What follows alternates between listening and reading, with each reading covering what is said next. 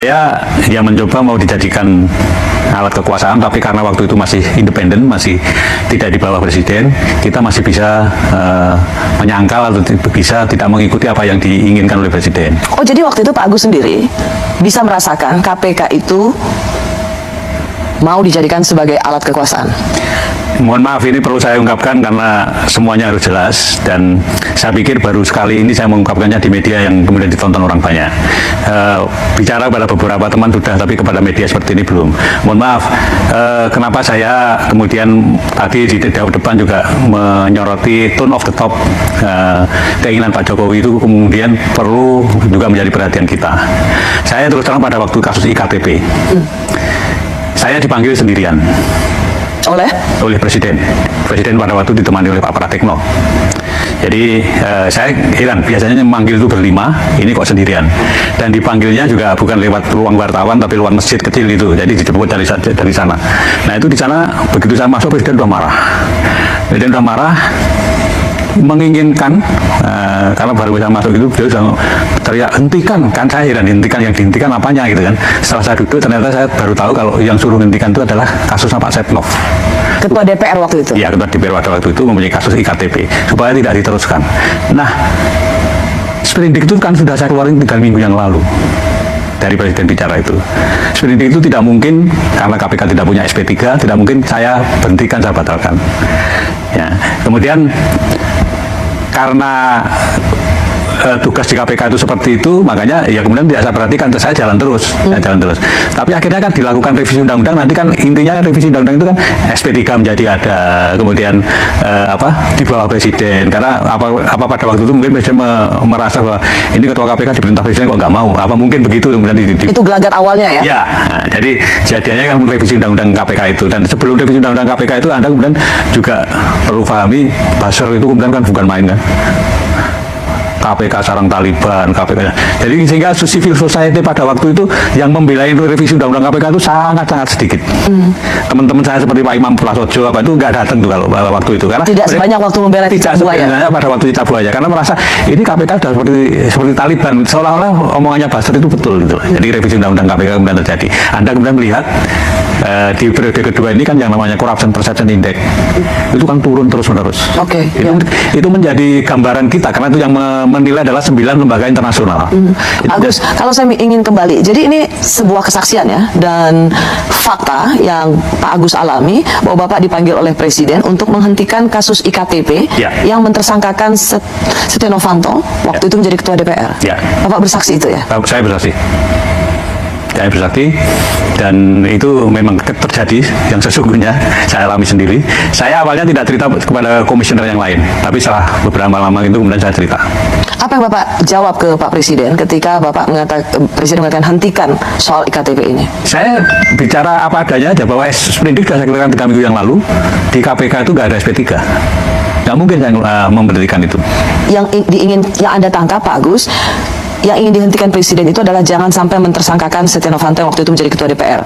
Karena Presiden waktu itu juga nanya kepada Pak Menseknek, Pak Salsik, sprindik itu apa toh gitu. jadi itu kejadiannya pada waktu itu. Dan akhir dari pertemuan itu apa, Pak?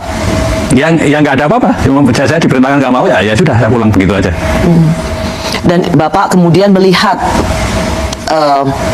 time frame-nya atau waktu demi waktu, bagaimana kemudian ada pelemahan KPK, salah satunya dari kesaksian yang baru saja Pak Agus Raharjo katakan. Teman-teman, selamat datang kembali dengan saya di channel ini. Di sebuah cuplikan video yang barusan kita tonton ini, ada banyak sekali yang menjadi tanggapan ataupun komentar teman-teman kita, netizen-netizen lain dalam menanggapi video yang barusan kita tonton ini. Nah, di sini ada yang berkomentar teman-teman, yaitu banyak orang bilang kesalahan Jokowi, tapi ngapain KPK sangat takut periksa Jokowi. Prabowo harus tegak lurus, kalau tidak rakyat yang akan bergerak atau mundur dari presiden saja. KPK-nya yang tidak berani nangkap karena sekedar harus dirombak pejabat KPK-nya dulu, atau bubarkan saja, tak ada guna kalau hanya jadi suruhan pejabat. Tidak mungkinlah Jokowi diadili, orang presiden aja nunduk. Jokowi itu presiden yang lain. Katanya Republik Indonesia hukum berlaku untuk semua, tapi kenyataannya ada yang kebal hukum, yaitu Jokowi dan keluarganya. Semoga Tuhan memberi laknat.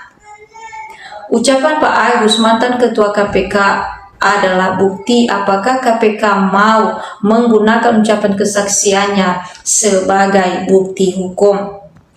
Itu merupakan kesaksian murni selaku mantan Ketua KPK semata-mata demi kepentingan Indonesia tanpa ada interest pribadi. Selama Jokowi presiden tidak ada koruptor yang besar ditangkap, ini prestasinya. Nah, lanjut lagi, tidak ada yang berani nangkap Jokowi sekeluarga.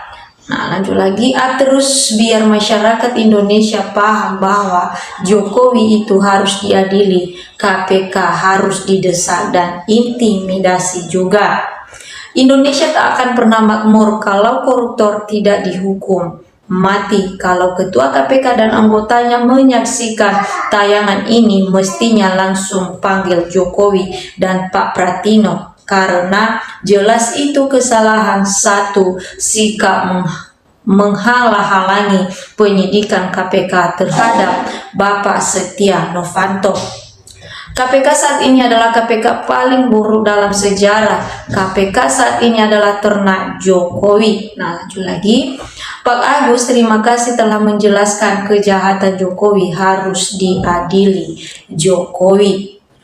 Sekarang tugas Pak Prabowo menyelesaikan semua kekacauan di negara ini. Lanjut lagi. KPK dan Kapolri dan Kejagung harus diganti sama yang netral dan bersih, punya nyali, baru bisa memberantas korupsi termasuk Mulyono dan keluarganya. Semoga memberikan jalan dan kemudahannya bangsa Indonesia untuk keluar dan lepas dari cengkraman atau kejahatan politik dinasti Jokowi dan oligarki. Nah, lanjut lagi. Dari semua tokoh hukum dan narasumber di forum resmi, semua bersepakat bisa ditahan si Mulyono. Kenyataannya kok tidak bisa? Apa Pak Agus majulah ke depan, dampingin Pak Samad. Nah, lanjut lagi. Nah, ini Bapak ini punya alat bukti mantan Ketua KPK. Bongkar saja Pak Agus biar Jokowi diadili. Percuma Pak, karena sudah habisnya penegak hukum yang nasionalisme. Walau Jokowi melanggar hukum, tapi sulit dijerat karena para APH orang-orangnya Jokowi. Presiden pun orangnya Jokowi karena patut diduga tersandera. Bongkar terus demi kebaikan bangsa Indonesia. Lanjut lagi.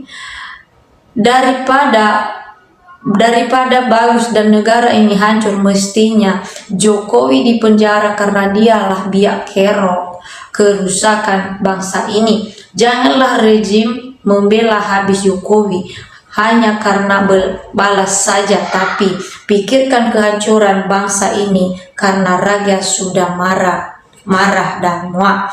Semoga ditontonnya sama Ketua KPK sekarang. Nah, lanjut lagi. Begitu kejamnya si mantan sampai intervensi KPK. Terima kasih Pak Agus yang membuka mata kami. Alhamdulillah masih ada yang jujur seperti Pak Agus ini. Rakyat ternyata cerdas, dugaannya selalu benar. Indikasi fakta Jokowi presiden begal hukum. Lanjut lagi. Jokowi kebal hukum, banyak yang takut sama Jokowi ketimbang takut kepada Tuhan. Penjarakan saja dengan keluarganya biar merasakan akibat keserakahan mereka, rakyat sengsara. Ketahuan sudah kedok Jokowi. Kenapa Jokowi mati-matian membela Setia Novanto kasus KTP? Jawabannya simpel, karena Jokowi terlibat di dalamnya. Kalau tidak terlibat, tidak mungkin Jokowi pasang badan. Nah, lanjut lagi. dukung kebenaran dan tangkap pelaku kesalahan.